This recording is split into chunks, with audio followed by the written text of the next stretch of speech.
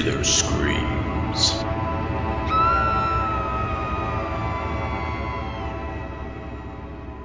Greetings, ghouls and creeps, and welcome to Listen to Their Screams, a horror podcast. As always, I am one of your hosts, Dave, and joined as always by the other host, Ike. Ike, how are you? I'm actually doing pretty all right today. I'm doing pretty all right. How Good, about good. you? I'm all right. I got a little frazzled there. I almost said this is host Ike, and this is the other host Dave. Tell you what, got a little. I don't know. Sometimes you get rolling with those words, especially like something like that. When you do something like that repetitively, and you say that same thing. Sometimes it's like your mouth moves faster than your brain. Oh yeah. So, but I'm doing good. It's raining here today. I like that. It's kind of creepy and spooky. I don't like the fact that it gets dark at like 5:30 here, but so is life, I guess. I was like, daylight saving time's pretty spooky. It is. It's pretty shitty is what it is. I don't like it. But you know what? It's all good and well because it's dark and it's rainy and we're getting ready to talk horror movies. So I guess that's fitting and it's all good. But before we get to it, I forgot last week. I had to come back to it. So let me get the housekeeping out of the way off the bat here so I don't forget. Thank you for joining us wherever you are and wherever you're listening. Make sure you subscribe to us and share these episodes. Our greatest weapon, our greatest tool is the word of mouth of our listeners. So thank you for that. And then make sure you help spread the word to keep us growing. You can follow us on social media. We're on Facebook, Twitter, Instagram, and Letterboxd at Listen to Screams. That is Listen, the number 2, and Screams. And we are now officially, yes, we're on TikTok. You can also find us there at Listen to Screams. That is, again, Listen, the number 2, and Screams. There's no videos up yet. We're getting there. We're working on it. I'm still trying to figure out what the fuck a TikTok is because I'm old. But we'll get there, and we'll be posting some shit. So if you're on TikTok, give us a follow there. At some point in time, there'll be some fun content on there. We guarantee that. Before we dive into everything, a couple things here to hit. As always, thank you to Monica for the research and organization that she helps give us. And Ike will continue to thank your wife, Kayla, because I feel like putting up with you on a daily basis, we just have to constantly give her a thanks. But no, she's, like I said, the wives they're always there for us they listen to us talk about this shit all the time. So they're probably glad when we step away for an hour or two and talk to somebody else about it. But they're always there for us to be, to sound off against and throw some of these ideas and give us feedback. So thanks to them for their support in that. And as always, a spoiler warning. We are talking movies here. And yes, some of them are older sometimes, but that's okay. In the course of our conversation, we might spoil the movie. We don't worry about what we say. We try not to give it all away, but we will spoil some things. So you have been warned. Oh man, there we go. We got all that out of the way finally. Like I said, last week we dove right into our game and all, and totally forgot about it. But I'm trying to do better here, trying to stay on track. I thank Monica for keeping us organized, but in the execution, that she can't do anything there. That's Right. That's all on me. Oh Oh, Lord. so Ike, did you watch anything this week besides our feature? So anybody that's out there today, we're reviewing we're the classic Thanksgiving movie, ThanksKilling. We'll talk about that in a little bit. But besides the Turkey Terror movie there, did you watch anything else this week? Yeah, actually, I watched a couple things. Let's see. Where do I start? I'll save the best for last because I watched something that honestly I'd never seen before. My wife asked me to watch it with her, and it was really good. So I went and watched the other day. I watched The Faculty, which is like that old Oh yeah, movie. that's a pretty Yeah. good movie. Yeah, it's got some pretty big names in it too. Like Elijah Wood in his early days, and yeah, it's a pretty solid movie. I think it's from like '99. But I'd seen it years and years ago, and I really liked it. And I was like, man, I want to go back and watch that. So I got kind of on this weird kick where I watched like these really just obscure movies, I guess you could say, from the '90s. So I'll probably have some more in the coming weeks. But yeah, no, went and watched The Faculty. Quite enjoyed that. For people who don't know, it's kind of one of those like subtle alien flicks that really is honestly super surprising. So if you haven't watched it, check it out. It is actually streaming on HBO Max, just in case anybody does want to check it out. Actually, I think it's somewhere for free too, but I have HBO Max, so no ads for me. Uh, and then let's see, what else did I watch? There was actually something else that I did watch, but I'm having a hard time remembering it. But the one that I wanted to tell you, Dave, was I went and watched a TV show called Yellow Jackets. Yellow It's Jacket. Oh, wait a minute. I have heard about this. Really? This is, yeah. I haven't seen it, but okay. Before you get into it, does this have? It has something to do? Is it a soccer team or It something like is. that? Yeah. Yes. Yeah. Okay. Go ahead. I can't remember the premise of it, but I do remember hearing this is the kind of fairly new, right? In the last couple of years. Yeah, it came out last year. And it's streaming on Paramount Plus. I'm not sure why this is striking me so hard. There's something about this that really, when it first I first heard about it, it really hit me, and I intended to watch it. And I never did, and I can't remember what it is about this series that go. So go ahead. Maybe it'll trigger whatever it is. But yeah, so I mean, it's got a lot of people in it, but basically, it's on Paramount Plus. It's streaming. It's a 10 episode series. They are making a second season, which is anticipated to release mid to late next year. But so basically, the kind of long and short of it, it's about it's a show that takes place in the past around 1994, but also during the present of 2021, and it follows the lives of a soccer team at a I want to say New Jersey high school, and basically they get on a plane, the plane crashes, and some pretty crazy shit descends from there.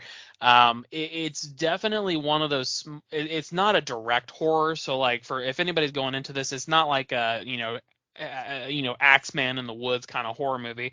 It's more of like a mysterious sort of like culty kind of horror, and honestly you may even put it more towards like the mystery thriller category, but honestly it had me hooked from start to finish. Such a good show, and I want more, Um, but I have to wait until next year. I'm looking at an IMDb. It's got some pretty good people in it. Yeah, Um, Christina Ricci. yeah, yeah. Maybe it was either I see her and I see the Jasmine Savoy Brown, Hmm. who of course was in the new Scream. Yep. Um, so it might have been one of them maybe that I saw that they were involved with it and that might have said, oh, maybe I'll give it. I've totally forgotten about that series. But Yeah, no, absolutely. I would definitely recommend it. I think you and I think you and Monica would definitely like that. It's a super good show. It's right up your guys' alley, and it's not like one of those explicitly horror movie like shows either, because it really approaches all kinds of genres, but mostly like that thriller mystery genre, and it is rated R, so it's very obviously cool. nice and gory and stuff. Yeah, yeah, very cool. Well, let's see what. Were you done? Is that all you watched? Yeah, there was another Yep. one, but I cannot remember what the hell it was. All right. Well, I've watched. I didn't watch quite as much this week. I did watch. I recently purchased on Vudu the Crystal Lake Memories documentary. It's actually a two-part. Well, it's actually it's weird because the way it's formatted. I think it was like maybe a series. I don't know, but they put it into two parts, and each part is literally like 3 to 4 hours long. This is literally like Jeez.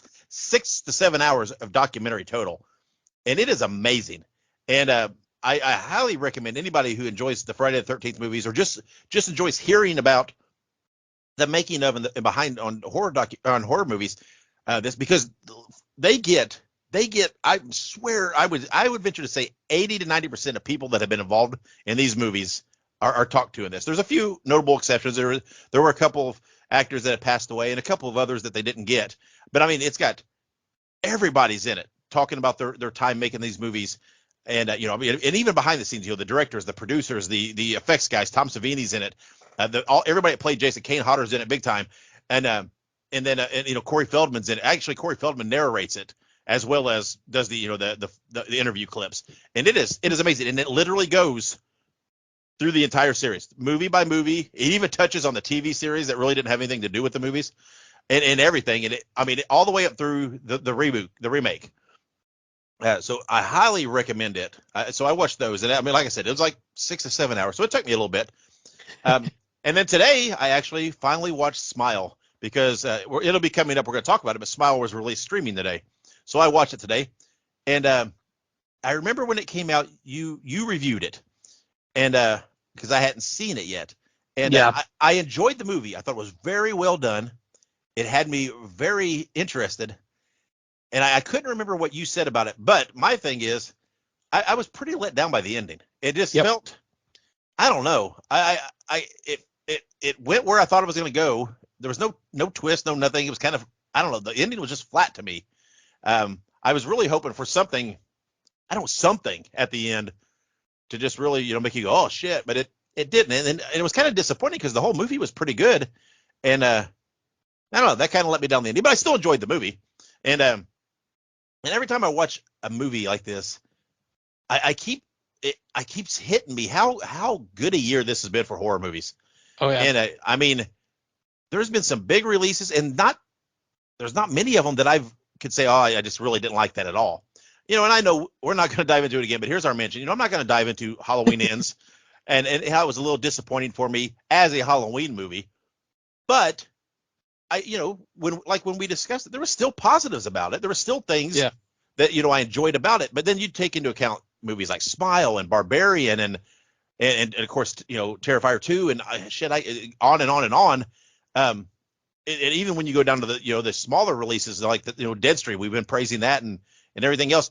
And man, this has been a phenomenal year. And I'm so glad because not only has it been creatively a good year, but box office, it's been a great year too. And that's great. That's promising.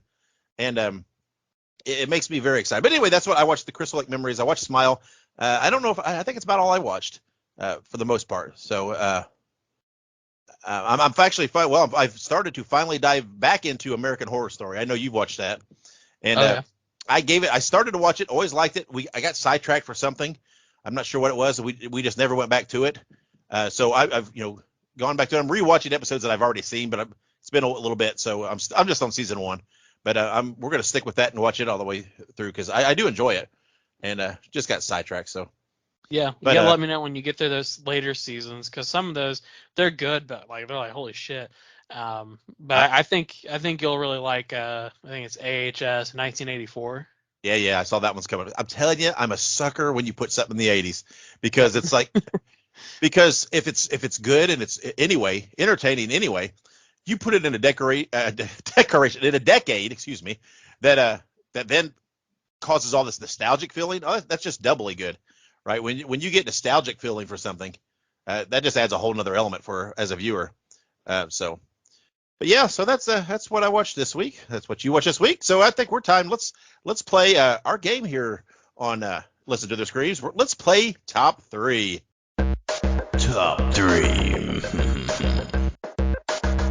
And today our top 3 is going to be our choices for top 3 Stephen King movies. I'm a big fan of Stephen King. I used to read a lot of Stephen King when I was younger. I haven't read anything in a long time. I will admittedly say I don't get as much time to read as I like. I love reading. I really, really do. And I've got shit ton of books, and I'm constantly getting more. And I will never read through my library. It won't happen. But it's been a long time since I've read anything. And before we really get into this, when we came up with this idea, which again, thanks to your wife, Kayla, this was, I think, was one of the ideas she threw out for us. When I'm sitting here and I'm trying to think, oh, I like this movie and that movie. Oh yeah, that was great. Then I said, well, I better pull up a list, right? So I don't want to miss something. And you pull up a list, and man, you forget just how many of his books have been converted to movies and made to movies, and how many good ones there are. And I looked at this list and I'm thinking, shit, how am I going to narrow this down to 3? And it was challenging. So I kind of went, not necessarily, again, the top 3 here is not necessarily what we think are per se the best or most successful. Right. It's personal, right? It's what we enjoy, right? If I was going to sit down and just throw on a Stephen King movie, it would probably be one of these 3. So that's typically how I make my choices. So again, those are my opinions. If you don't like it, well, I guess you can just be whatever, be an asshole and whatever. Be a hater. Run your mouth on Twitter like everybody else. I guess I don't care. But we do like to hear what everybody out there, what you guys think yours are. So make sure you respond to our tweets and whatever else, and tell us what your favorite Stephen King movies are. So Ike, are you ready? Are you got your list? I think I do. All right. Well, why don't you start this week? What is your number 3 favorite Stephen King movie? I'm gonna start with we're gonna go with Children of the Corn. Like you said, these are by no means like the best of the best in any case, but Like you said, it kind of depends on like your personal preference. And I saw Children of the Corn when I was relatively young, like 13, 14. So, maybe even younger than that. But it's like Children of the Corn was one of those movies I watched and I have a very, very strong memory of, even to this day. So yeah, the original Children of the Corn would probably be my numero tres. Yeah, Children of the Corn was one of those that was on my short list, and I didn't put it on mine, so that's good. And I think you're just biased because there's a character named Isaac Yeah, in right. the Children of the Corn. So, but that is a good choice. Like I said, it was on my when I whittled it down to just a handful. It was actually on my short list, but I went my number three is from 1989, the original version of Pet Sematary, Good one. and I love this movie because when this came out in '89, I would have been 14 years old. And it scared the fucking shit out of me. And because all of us, well, most of us at least, have had pets, right? And most people experience losing a pet. And when to think that that pet, or in this case, a child or whatever it might be, can come back after being buried. That's terrifying to me. To think that I could open the door and one of my past pets is sitting there risen. Oh, that's terrifying. Um, but the whole scene with the little boy in the truck, and oh man, that rattles me. That's I have a few things that trigger me, and losing a child. Oh, that's that. I mean, that is. I mean, it is so real, right? Because it happens to people, and Yeah. it is absolutely terrifying. Such a great movie, and I will say there is the old added element of the song Pet Cemetery by the Ramones in the movie, which I am a huge Ramones fan. So anything that the Ramones do a song about, I'm a sucker. It's going to hook me. So that's my number three, Pet Cemetery. So we're on to your number two, Ike. What do you got for number two? I'm gonna go with Stand By Me. That's a good one too. I was on my short list as well, but didn't make it. Like, and here's the thing, it's like I didn't watch Stand By Me until I was in college, which is a damn shame. Yeah. Stand By Me, it's not a horror movie. It's a coming of age story. Yep. It has I would say, some of the greatest actors that have ever graced this earth in it. Yep. People like, and obviously not all of these are the greatest, but obviously they're still great in their own right. Will Wheaton, River Phoenix, Corey Feldman, Jerry O'Connell, who was in Scream 2, Kiefer Sutherland. I mean, there's just so many cool people who are in this movie. And when I watched it when I was in college, I watched it at the bequest of a college professor who actually passed away a few years ago. So I remember this movie fondly, but absolutely super good movie. If you haven't watched it, watch it. It is super good. Yeah. I'm a big Will Wheaton fan, and I Yeah. know a lot of people are divided about Will Wheaton. I get that, right? But Will Wheaton is so relatable to me because, again, I love this movie, right? I love Star Trek, and especially in the Next Generation, because at that time that was my Star Trek, right? It was on new, and I was watching the new episodes, and of course he was in that, and he's into tabletop gaming and things like that, and I very much enjoy Will Wheaton, and like him, and I find him very relatable as an actor, and yeah, so anything with him, I'm partial to. But you're right, it is, and I will say, as great as the movie is, I have to say the book is probably even better. It is a fabulous book.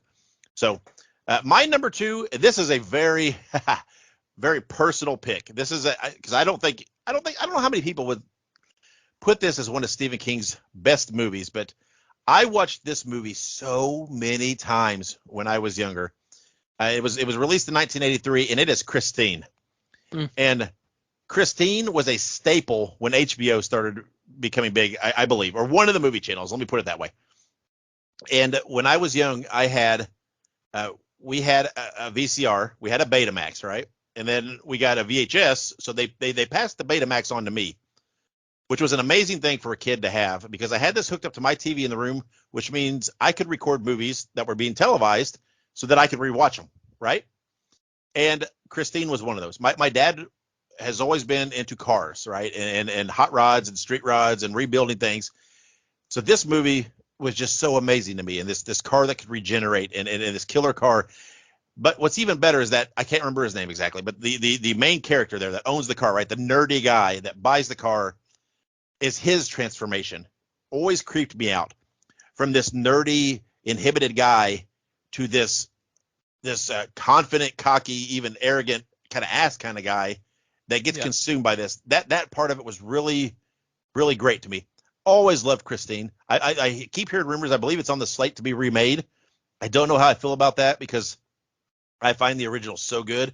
But we'll see. But the car was so cool looking. It was so classic looking. Um, but I love Christine. It's one of my favorite just movies in general of all time, and probably one of the movies that's right up there that I have seen more than because, like I said, I recorded it. I watched it all the time. Loved it. And it was creepy, right? Because you had this cool car, and again, my dad had the cool car sitting out in the garage.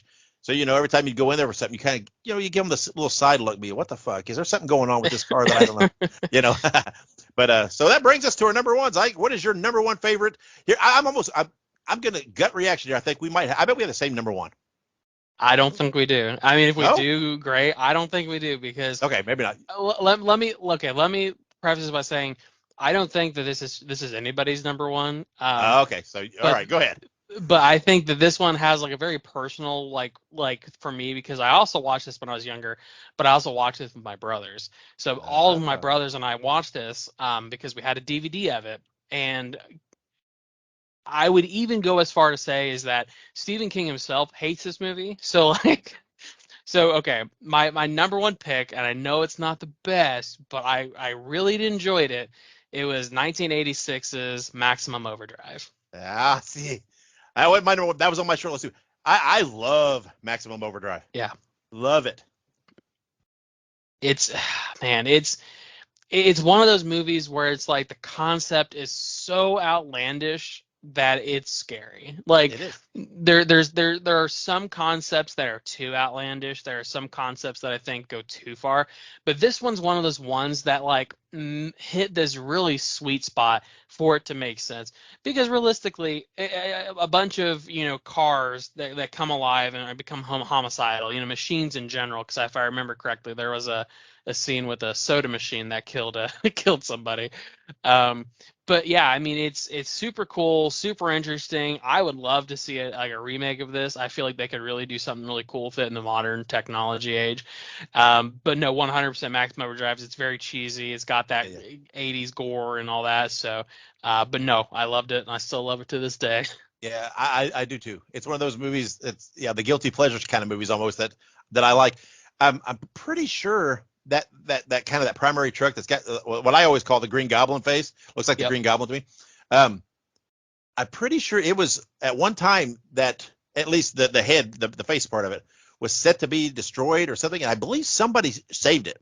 Right? Somebody found out about it and was like, "Whoa, I'll come get it," and I believe they've restored it and it's out there and it does some appearances, I believe. Really? So yeah, that'd be one of those. I'm a sucker for TV and movie vehicles, and I literally, I have a list of celebrities and actors that I would love to have my picture with, and I have a same list of cars and vehicles from that, and this is on it.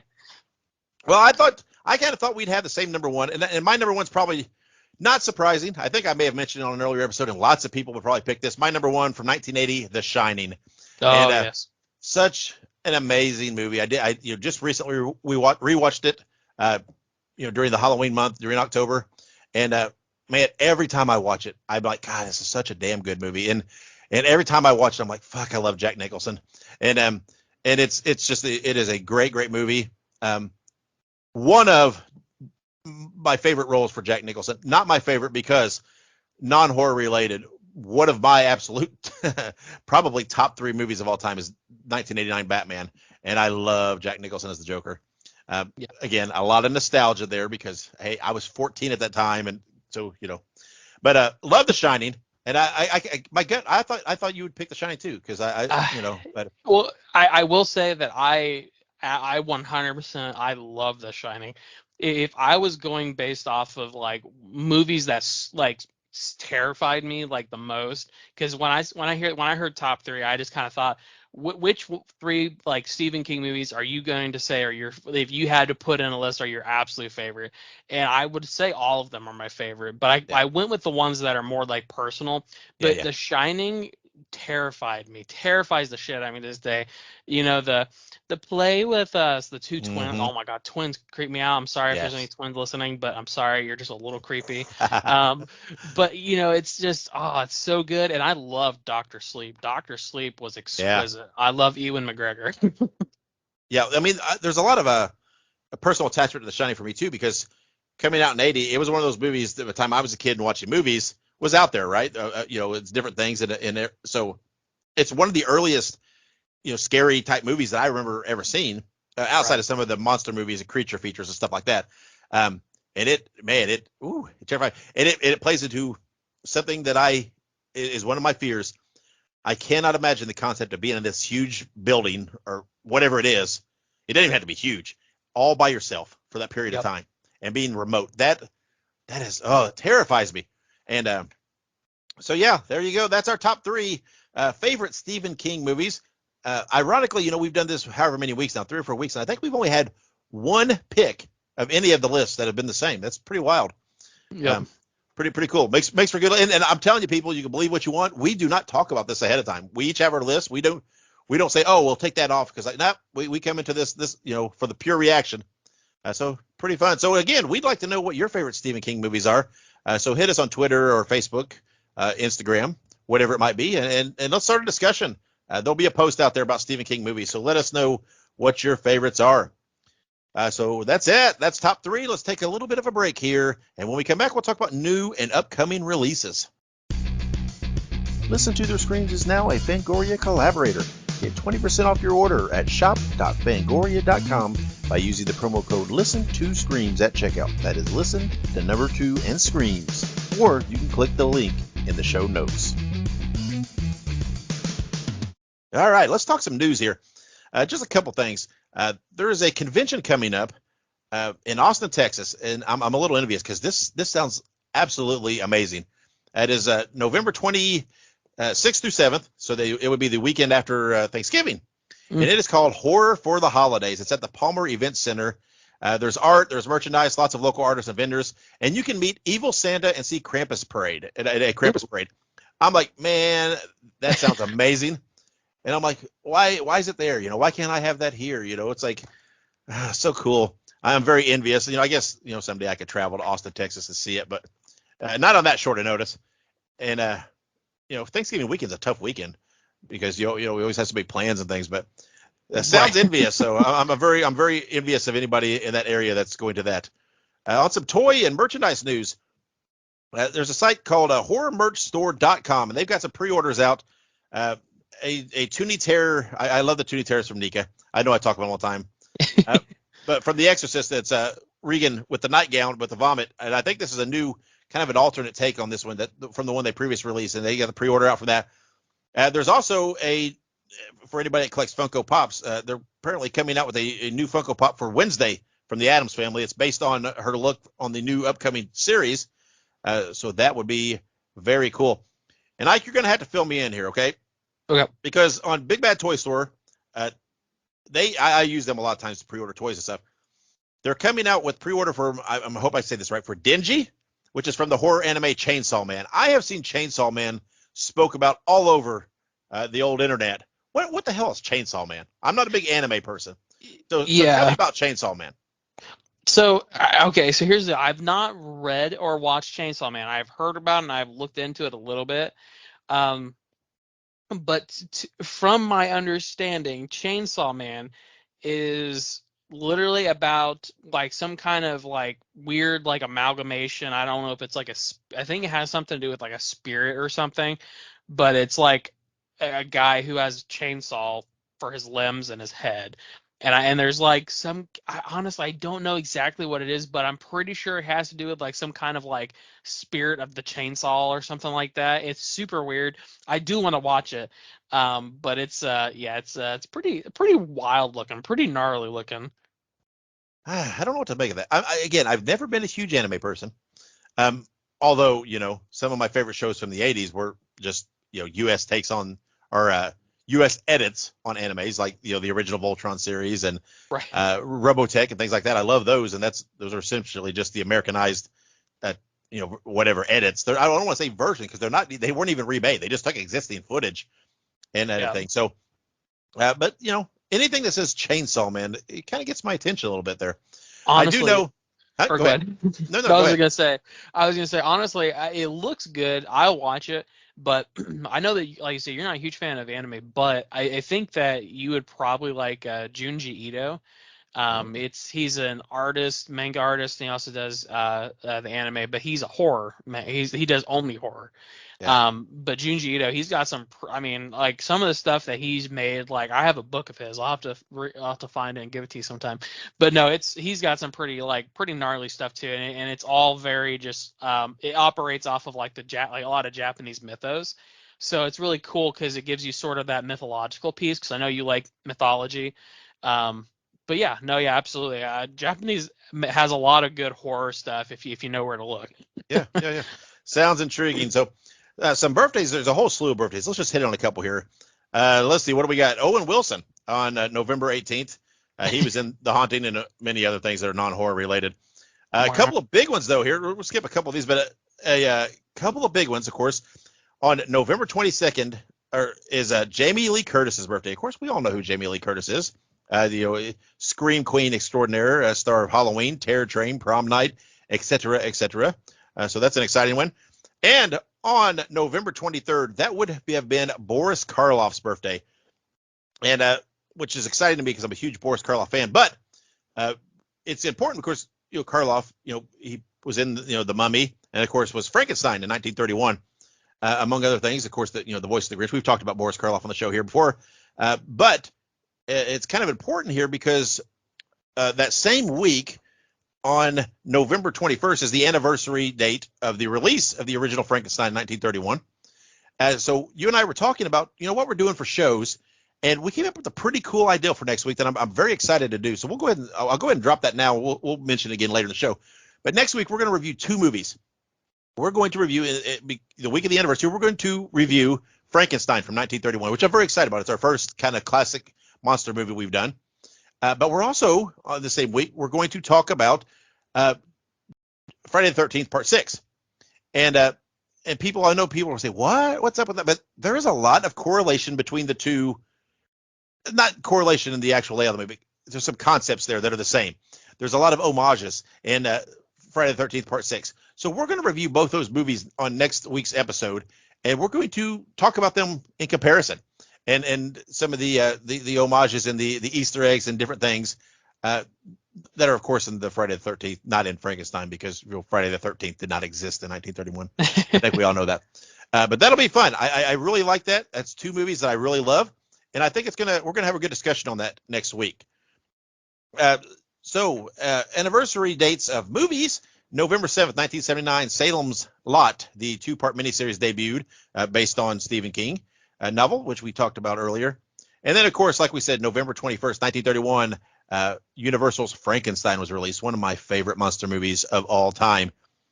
But upcoming streaming, like I mentioned today, as the day we're recording this, but on November 15th on Paramount Plus, Smile was released. So if you didn't get a chance to watch that in the theaters, that is out. Or if you did, just want to rewatch it, it is out on Paramount Plus. On November 23rd on Prime Video, they're releasing a movie called The Nanny. It says immigrant nanny Aisha piecing together a new life in New York City while caring for the child of an Upper East Side family is forced to confront a concealed truth that threatens to shatter her precarious American dream. That sounds kind of intriguing to me. I don't know much besides that little bit about it. Ike, have you heard anything about The Nanny? I actually haven't. This is pretty new to me. Obviously, I like the concept of the nanny babysitter concept. Just because that's a pretty common trope, but I would say in horror, just generally speaking, is there being some form of caretaker. So that's always a good start. But no, yeah, absolutely. I based on this description, I'll give it a shot. I'll give almost any movie a shot, as we're gonna learn pretty soon. Yeah. I think everybody's probably got that vibe already. And a couple of movies coming out in theaters. On November 18th, the movie The Menu is coming out, a dark horror comedy that takes a stab at exploring class, the service industry, and the ways in which the wealthy ruin just about everything. I'm sorry if you're wealthy, but that's just the way it is. And then coming out on November 23rd, Bones and All, Marine, a young woman learns how to survive on the margins of society. We talked about both these movies in our discussions, our prepping discussions, about possibly reviewing these movies. And we might still. I'm not sure yet. I guess it'll kind of depend on whether we can get out to the theaters to see them. If either or both of us watch either of these, we'll throw a review on the appropriate episode for those. But what have you heard, or what do you know about The Menu and Bones and All? Yeah, absolutely. The Menu is going to be, I feel like it's going to be one of those very it's going to kind of come from behind. It's going to give you because the trailer doesn't give you much, right? So I think that The Menu is going to have a very it's going to have a plot twist, I think. But I'm definitely going to watch The Menu, whether I see it in theaters or wait for it to come home. It has Ralph Fiennes in it, and I love Ralph Fiennes. It's Lord Voldemort, he who shall not be named, from Harry Potter. And as for Bones and All, yeah, absolutely. I love Timothy Chalamet and also Taylor Russell, who's in Escape Room. I love the Escape Room movies. And it also Bones and All looks interesting. It looks like a modern take on like the vampire genre is what it looks like Yeah, based on the trailer. is Bones and All the one that's got the cannibalistic aspect to it? I think so because if I Yeah, remember correctly from the trailer, and this is just from the trailer, guys. I have no spoilers, but if I remember from the trailer, she like bites off somebody's finger or something like that. So it's kind of yeah, like she has something wrong with her that makes her have to do this. yeah. And Dad kind of sends her away, right? And then she finds out that she thinks she's the only one. I watched the trailer as well, I believe. And but she discovers there's others, right? And they can smell each other. Isn't that what it is? They Yep. sense each other by smell. And Yep. then she Absolutely. runs into the guy, and they kind of start traveling together. And it looks like they encounter another guy that's much older, and so it looks pretty. It's got some creepy aspects. I'm hoping it doesn't have too much of the teeny romance side that sometimes brings a movie down for me. But it looks interesting enough that I think I'd give it a watch. So, Yeah. Absolutely. and then as we were, looking, trying to come up with some ideas for November Thanksgiving movie, we didn't just want to do any movie, so we did the cream of the crop ThanksKilling. That's what we picked. Um, but as I was looking up for ideas, I did come across a movie called Home Sweet Home. It's a slasher flick about a killer slicing up girls on Thanksgiving. It stars Vanessa Shaw, and it has what was interesting about it is it has the distinction. I believe this came out in 1984, sometime in the mid 80s. But again, we're not going to watch this movie. We're not going to review this movie. But it was funny to me because it says it has the distinction of being labeled "quote unquote" video nasty by the United Kingdom's Video Recording Act of 1984. And no, that's not made up. It was literally labeled video nasty. And just for the record, I don't know. I know nothing about this movie. I have not seen anything. I have not seen a poster, an image, nothing. And just something that is labeled video nasty makes me want to just go watch the damn thing. That's interesting. that is interesting.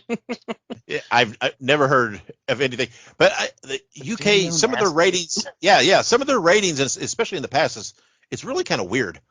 Some of their rating systems they've had in the past. I think it might be a little more in sync with American rating systems and everything now. Yeah. But in the past, there's been some weird things I think with their rating system. So anyway, Yeah. I just something I wanted to mention. It sounded kind of humorous to me when I come across that. So.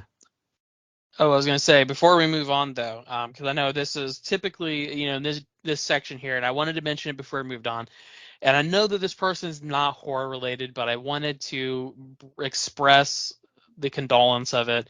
But I wanted to add a brief in memoriam. I didn't discuss this with Dave, but I want to mention the passing of Kevin Conroy, who passed Oh away on yes. November 10th, 2022. For people who don't know, Kevin Conroy is literally, I would say, he is a pinnacle item in the voice acting community. He has played Batman for nearly 30 years. Um, and in anything that you have seen Batman in, whether it is an animated show, a video game, or any kind of storytelling element, it has been Kevin Conroy. Yeah. Um, so I wanted to mention that because he I he will be dearly missed. uh, Batman the animated series is so absolutely amazing. It is such a great series to watch. And yeah, again, I know this. Yeah, you're right. It's not horror related, but it is. This is one of those things. Celebrities die, and there's lots of them that you say, "Oh man, that sucks." this one, when I heard it, it damn near brought me to tears.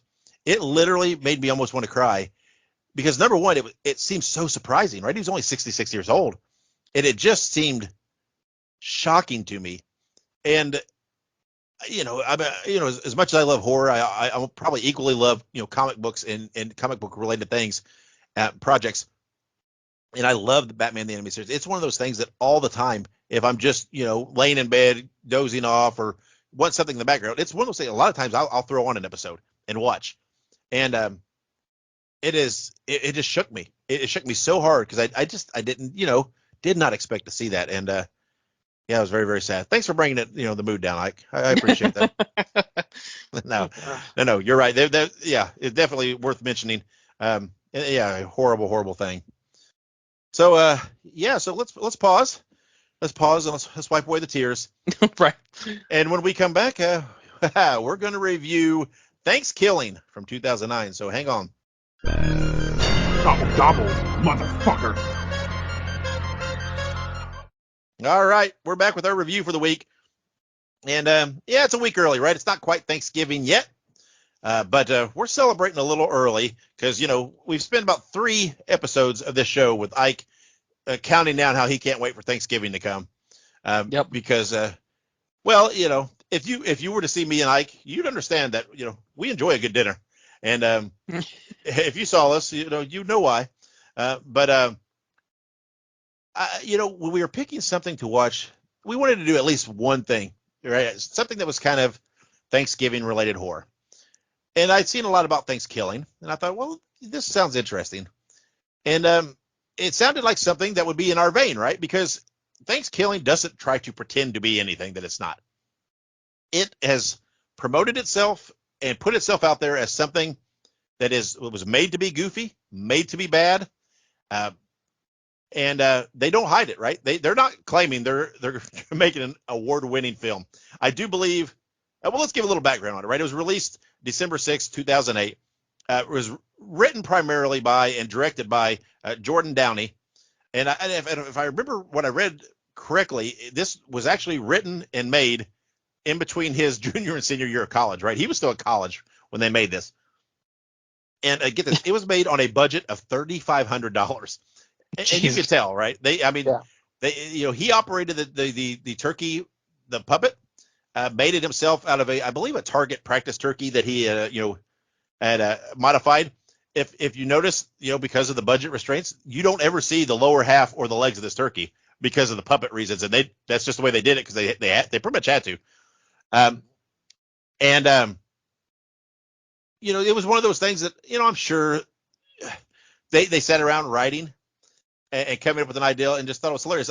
When they originally conceived, from what I read, a holiday horror related movie, they initially were going to do something Easter related, and then they switched over to this. Through the entire process of making and writing, they kept trying to come up with a name for the turkey, and they never really came up with anything that stuck. So they just didn't give it a name. They just called it Turkey. And then I believe later, kind of in retrospect, they named it Turkey, but it was Turkie. Just gave it that unique spelling to kind of. But anyway, so we decided to go with ThanksKilling. So Ike, let's hear your initial thoughts on ThanksKilling. Oh man. Okay. So keep in mind that like I said, this is obviously this is not meant to be a serious movie, obviously. And this movie was made to be stupid. But we talked about it last time. But I think one of the most telling elements to this movie is that on one of the covers of either the movie itself or like a poster, it says "Warning: Boobs in the first second," and they deliver. They do deliver. And not even that. Not only do they deliver, but it was a very tight, zoomed in shot that the thing opened with. It was pretty crazy. And I looked up, and I believe the lady's name that played that what they dubbed the Naked Pilgrim. I think they said her name was Wanda Lust. And I thought, well, that's an interesting name. I think I know where this is coming from. And yes, just so you know, yeah, she's a porn actress. Yep. Yeah. So Oh yeah. Also, fun fact: that first scene where she's running through the park was shot without a permit in a public park. So there's Yes, that. absolutely. So, oh lordy, There was but lots of that going on. I read that they added the camping. There's a camping scene, right? They added that in later to give kind of give it a little time and put another scene in there. Apparently, they filmed that scene next to a vacant Wendy's in whatever town in Ohio they filmed this in at night. So it is, I think, like I said, these are college kids. They just filmed it and did it wherever they could. So speaking of Ohio, have you heard like the memes about Ohio? Like people just making fun of Ohio for existing. no, Uh, being originally from the Midwest, though, I don't necessarily have a knock against Ohio in general, but Ohio drivers are terrible. They're some of the worst drivers I've ever encountered in the United States. only in Ohio. Only in Ohio. But anyways, back to the movie itself. As for the most normal movie in Ohio, ThanksKilling, definitely it rings in with a very comedic tone. I'll say that much. It's very funny. It had me laughing. I couldn't take any of it seriously. I mean, literally the first time, I honestly I didn't think the turkey was gonna talk. But I But he thank fucking God did. he did. But he fucking did, dude. What was it he said? The first thing he says, Oh, "Nice hold on. tits, bitch," or Yeah, something that's like it. that. Yeah, I have a list of quotes here in a bit that we'll go into from the movie. Oh boy. Yeah, but So yeah, no, that's I how he won't say opened. any more quotes. Jesus. But yeah, so I mean, you have all these fantastic quotes throughout the movie. Dave texted me one that he'll probably talk about in a It is. minute. That one Oh of the yeah. character. I was like, holy shit, what the hell? But anyway, so it's obviously a cheesy B. This is a C-rated movie probably, Hmm. and made with a super tight budget, and like it was funny. It was. It didn't make a whole lot of sense for most of it, but it was one of those things where if you just sit back and relax and try and enjoy it, it's enjoyable. But you do have to go into it the mindset of knowing that this is just going to be some really just out there bullshit. Yeah, I completely agree. There's not any kind of extravagant story to this, right? It's pretty basic, cut and dry. A turkey, whatever, being, someone that's practicing necromancy brings it back. The one guy tells a whole tale about it. It's pretty weird. Yep. But anyway, it begins at the first Thanksgiving, and slays all these people, and what have you, and then whatever happens to it, it's kind of dormant, I guess, and buried for all these years, brought back by a dog pissing on it. Yep. That's how it's realized. And by the way, the what they call him, the hermit guy. I can't remember what they called him. The hermit, the guy that had the dog that got killed. Yep. I think his name is. Oh, what was his name? I have to look up. He did General Bastard, I think, is General what they Bastard. call. That's it. Yeah, he did most of the music for the movie. A lot of the music. Um, Again, it is. There's nothing serious about this movie, right? And what appeal there is to it is they know that, right? They made it that way. It is not a movie that I will ever put on any top list of anything, right? But I can't say I can say I enjoyed watching it. Right. It's just a little over an hour, so it didn't wear out its welcome, right? If you try to push this thing, much further, you're not going to get the mileage out of it. And there's some there's some humorous kind of kill type scenes that are not too bad and everything. And I can very much see myself rewatching this every November, just throwing it on and putting it in the background for just to watch something during the Thanksgiving month. And the biggest thing it has going for it to me is the humor, Yeah. and it's that humor in the 13-year-old child inside of you that that you find funny. Some of the lines out of this movie, and here's the line that I texted you that to me is, I have to say, is one of the and maybe it's a little macabre, but it's one of the funniest lines I have heard in a movie in a long time, where one girl tells another girl, "Your legs are harder to shut than the John Benet Ramsey case." Oh my That god. that line, Oh. I literally paused the movie and was fucking. I had tears. I started laughing so hard. That might be telling of me more than anything, and I apologize if that reflects badly on me. But then there's the added element that they literally used it like 3 or 4 times within the movie, Right. and the characters reacted like it was the first time they heard it every time, until the one guy messed it up and said something about well, at least her legs were harder to close than John Benet Ramsey's legs or something like that. Right. And I'm like, oh.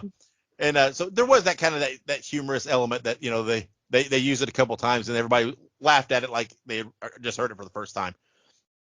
Then at one point, the turkey, I believe, says, I'm going to drink your blood like cranberry sauce. Yep. I chuckled a little at that. One of the girls one time says, I was a little freaked out. I don't know why that made me chuckle. It did. There's this really weird scene where the turkey has sex with one of the girls and then tells her, you just got stuffed. That for whatever reason, and then they make a joke how they found a wrapper for an extra small condom that was gravy flavored, and I'm like, oh my god.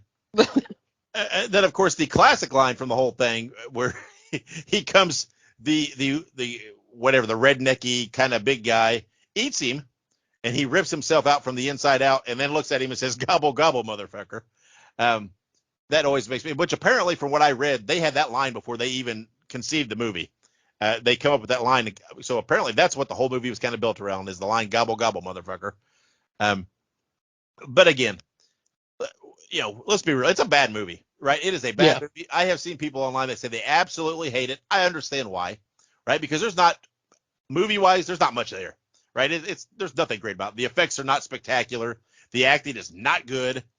The production is not, but it is literally low level fan film is essentially what this is, right? I mean, and I will say low level because there are some fan films that are really greatly made, and we've talked about it, and that have a lot of production value.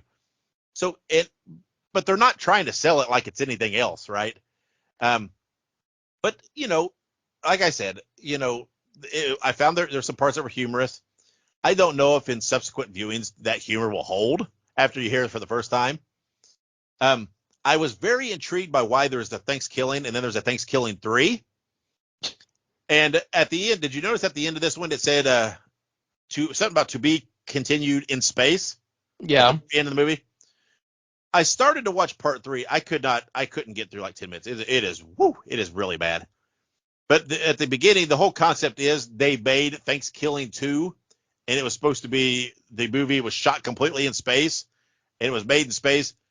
But then the turkey was so offended by this, how bad it was, that he destroyed all the copies of it. So that's why ThanksKilling 2 doesn't exist. It's something like that. It's weird. It was a little stretch.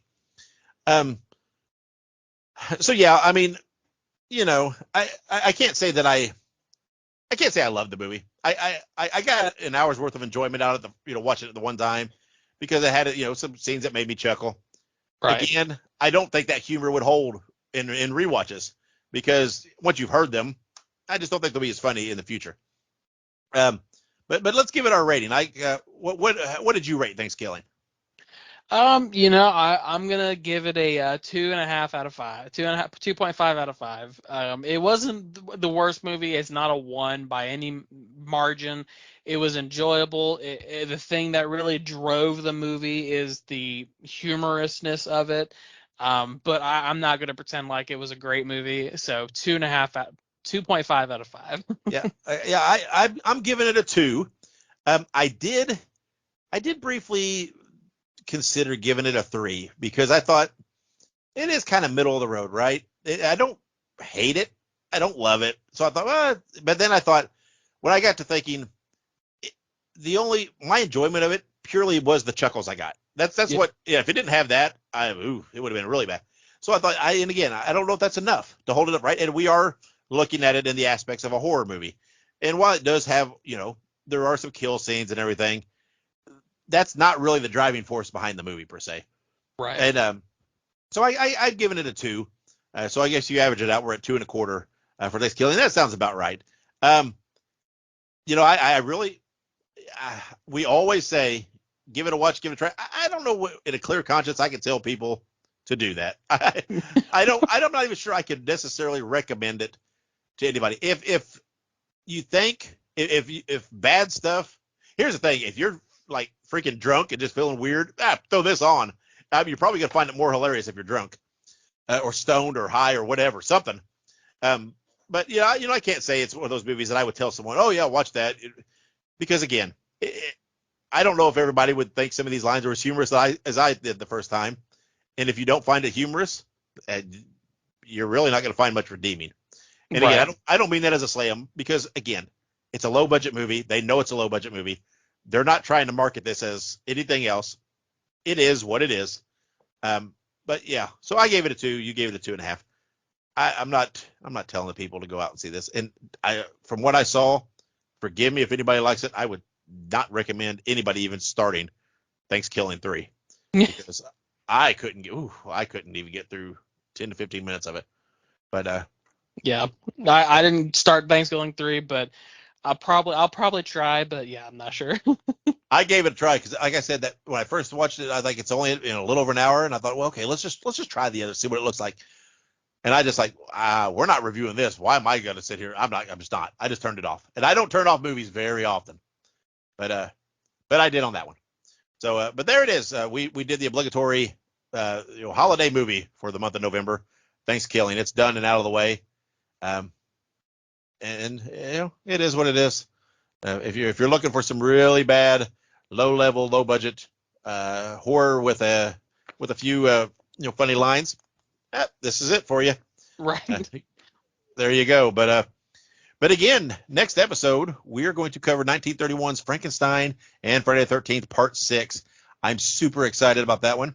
Yeah. I love both these movies, and again, once we dig into some of this and the correlations and the homages and the Easter eggs, I think it's gonna be a really fun discussion to have. And let's be honest, we haven't had a lot of chance yet to really dive into some classics, because there's been so much new stuff out.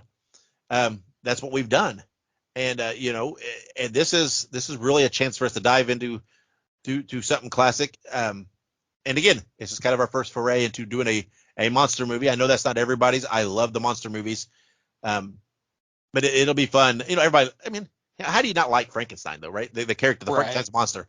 It's such an iconic monster, or iconic character, and Boris Karloff is the definitive role on it, in my opinion. So that's on next episode. I'm very excited about that. So, Ike, before we get out of here, anything else you want to throw out there and want to say? Gobble gobble, motherfucker.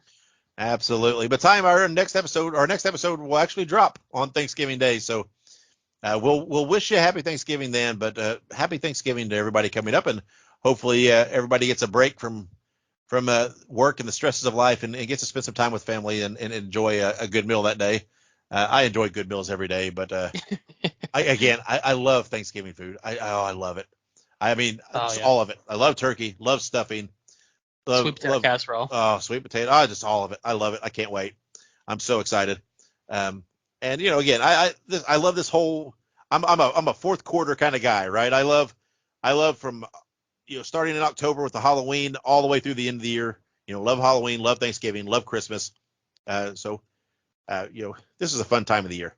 So hopefully everybody will enjoy the holiday and spend some time with some family or whoever it might be that's important in your life. And we got December right around the corner. We have a lot of fun movies to do in December as we were looking at making our list and planning. There's lots of good Christmas horror out there that's going to be fun to talk about, and there's some really what looks like some good new releases coming out this year that I'm excited to watch. So December is going to be fun, and then once you get past that, we get a little break for holiday wise, and we can keep diving into some classics and some things like that that we want to watch. So. Well, so that's it for this week. ThanksKilling in the book. Thanksgiving around the corner. Like I said, gobble, gobble, motherfucker. Totally love that line. That's such a catchy line. I went around saying it's the best. I went around saying it one day and was just saying it so much. Just all the time. I was saying it to the dogs. I was saying it to everything. My wife's just like, would you quit? Just give it up. I was like showing her a shirt that I found on Amazon. I'm like, look, it says gobble, gobble, motherfucker. I need that shirt. And it's That's what I do. I get fixated on something and it gets stuck in my head. And there's something very, I don't know, it's very poetic. The whole phrase, gobble, gobble, motherfucker. It's the price of adult ADHD. It's the price of something. That's for sure. So again, next week, Frankenstein, Friday the 13th, Part 6. That'll be fun. Follow us on the social medias. Subscribe to us wherever you are. Give us some feedback. But until next episode, wherever you go and whatever you do, be good, be safe, and have many pleasant nightmares.